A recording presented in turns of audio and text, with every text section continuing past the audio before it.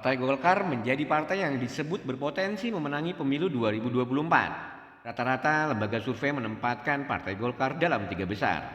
Elektabilitas Partai Golkar bersaing dengan dua kompetitor terdekatnya, yaitu PDIP dan Partai Gerindra hingga kini. Meski berada di posisi ketiga menurut hasil survei, Ketua Umum Partai Golkar Airlangga Hartarto optimis partai yang dikomandoinya akan menang di pemilu 2024. Airlangga Hartarto memiliki strategi dan target khusus untuk dapat memuluskan niatnya membawa kemenangan bagi partai berlambang beringin ini. Tidak main-main, dalam pemilu 2024 nanti Airlangga Hartarto menargetkan Partai Golkar mampu meraih 48 juta suara di pemilu 2024. Hal itu disampaikan Airlangga saat memberikan pengarahan kepada seluruh kader dalam acara konsolidasi nasional dan BIMTEK fraksi Partai Golkar se-Indonesia. Airlangga awalnya bertanya kepada seluruh kader yang hadir terkait suara rata-rata yang didapat pada pemilu legislatif 2019 silam.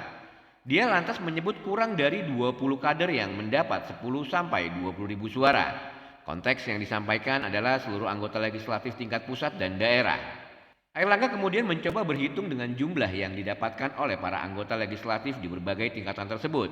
Ia mencoba memetakan dengan menanyakan jumlah suara individu para anggota legislatif yang hadir hari itu. Pertama, Airlangga sebut angka 10.000 suara.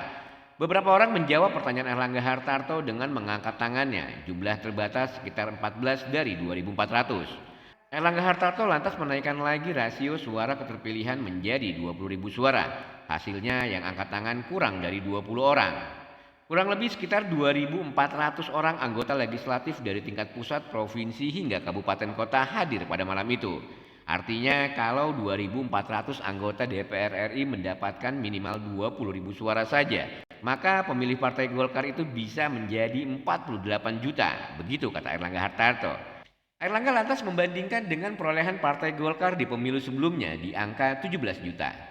Jelas tidak mudah untuk mencapai target 48 juta suara untuk dapat memenangi pemilu 2024. Karena itu, Airlangga meminta kader untuk lebih gencar.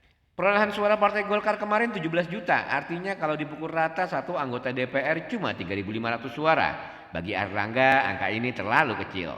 Karenanya ia meminta dan menjadikan target bagi para caleg nantinya dapat mendapatkan minimal 20.000 suara.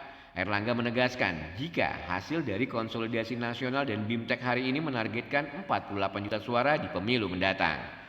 Kalau hal tersebut mampu dilakukan, maka pemilihan presiden jadi urusan yang mudah.